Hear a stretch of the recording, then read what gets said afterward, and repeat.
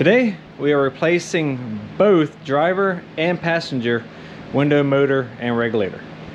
This passenger side door is the worst, so we're going to start with it. Pretty much it got stuck like right here, and I tried using the motor, the button, and assisting the glass up where it has came out of its slot is what I assume, because literally if I take these suction cups off it will fall. So we kind of had a rash of car issues and we had to have this car, so I literally have this GoPro suction cup here, and this is how we drove around with to hold the window up. I purchased these just for this removal and install, but I'm going to have to take this suction cup off and to do everything we need it to do. I guess I really wouldn't have to. We're going to start with the passenger side. It is the worst. I've installed these suction cups here. There's literally just two suction cups on each side that has either like a, I don't know if it's steel or it's just whatever this band is. This is the one I purchased. I purchased it off of Amazon. I will leave the link below if you would like to purchase some for yourself. So next, now I have this secured and the windows up, I'm going to go ahead and remove our door panel and try to find all of our pesky screws that are hidden, and I'll update y'all once I get the door off and how I did it. So I have the door panel ready to be removed. I go through some steps. First, I removed our door handle. There is one screw right in the middle. Let me grab it. So you take it out, and then literally you can see that tab right there, and you just push the handle forward and it comes out, and then you disconnect this plastic rod and it just slips off, or this holder for your rod, you can see right there, and then it just grabs this and it just slips out. Next, you had to remove your triangle piece on your door. It looks like this, and you can see the tab that's holding it is right here.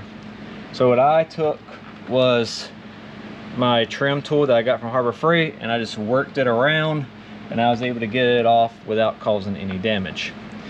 Then next, I removed this cover here, and it's very simplistic. I don't like it, but it's literally you just kind of grab it and pull it off.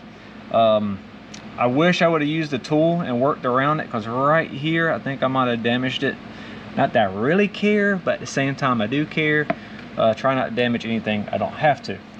Once you get this cover off, then you have a Phillips head screw here and a Phillips head screw there. Next, you have your speaker cover. I did, after regretting not using the tool here, I did use the tool here, and I just worked it around. It came off the simplest, very easy. You can see it has a tab there and it has a tab there. After that, I started making a mistake and removing the actual speaker screws, because you needed to remove 3 screws, but it's actually these screws that are recessed into the panel here.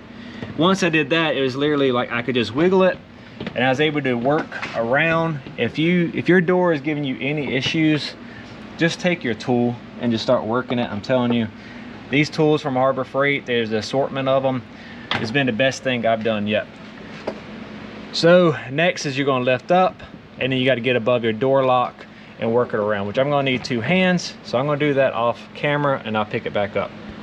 Really no surprises there other than just needing to use 2 hands, because I had to get this lip here over the rod and over this lip. Once I removed the panel, I had to disconnect our speakers. This speaker has been converted at the market. If you have your speaker, you probably got some type of plug you need to disconnect. And I'm just going to move my door panel out of the way. I am going to go and remove the plastic. What you see is what I saw at the same time. And I'm going to just get rid of this. And we'll dive into there once I clean up a little bit. The window regulator has been removed, and let me show you how. So there's a couple of steps here. First, you're going to have some bolts that are, I think it's here. You can see the witness marks here, here, and here. And that is your bolts, or there's nuts that attach to this stud for your motor. So remove those first. Then you're gonna have 2 bolts here. You're gonna have 2 bolts here. And that's where you can see this. 1, 2, 3, 4. All right. Then you got to get to these. So, and that is where these come in.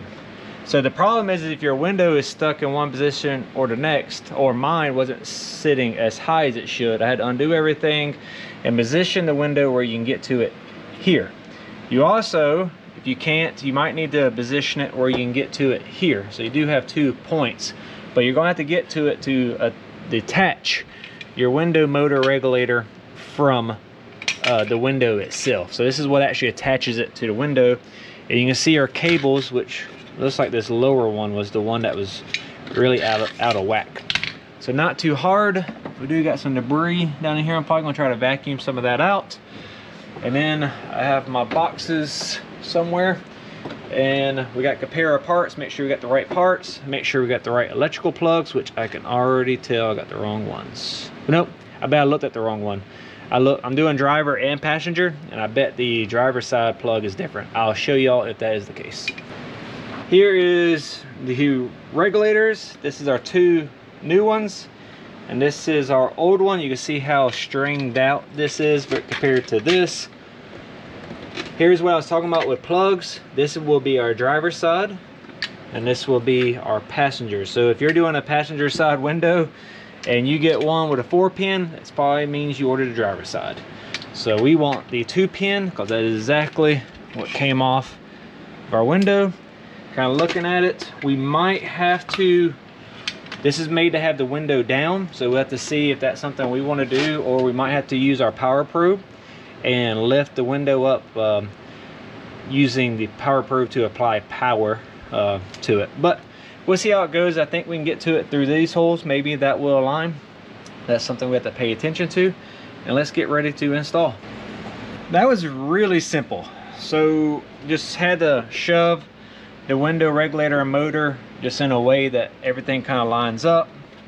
First thing I did was put these holes in, or part of this, I don't know what the proper name for it is, rail. Now I lined that up. That went really smooth.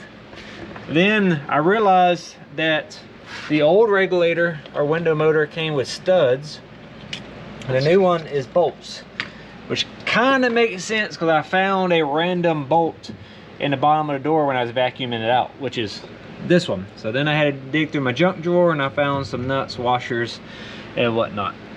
Then kind of where it gets tricky, or kind of the hardest part, I guess you can say, of all this is these.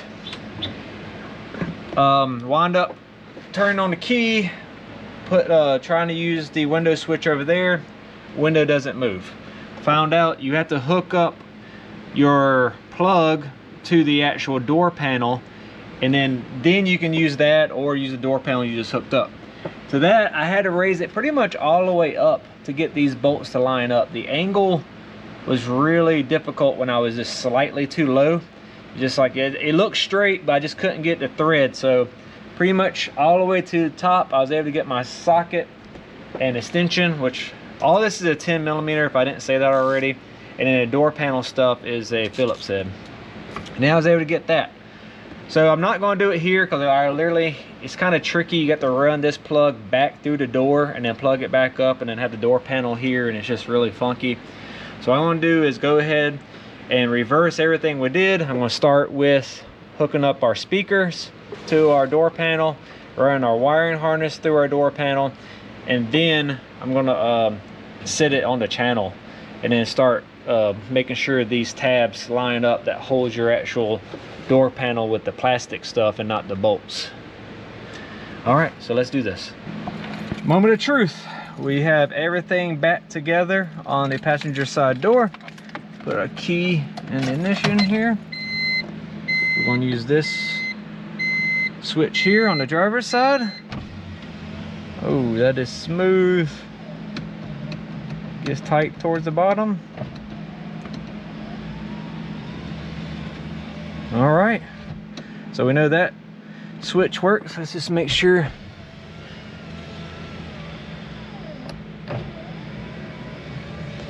All right, so passenger side door, motor, and regulator complete. Hopefully that helps somebody. Now I'm going to do the driver's side door. Might make another video and just see which one came out better. Please leave me a comment if this helped anybody, and on to the next one.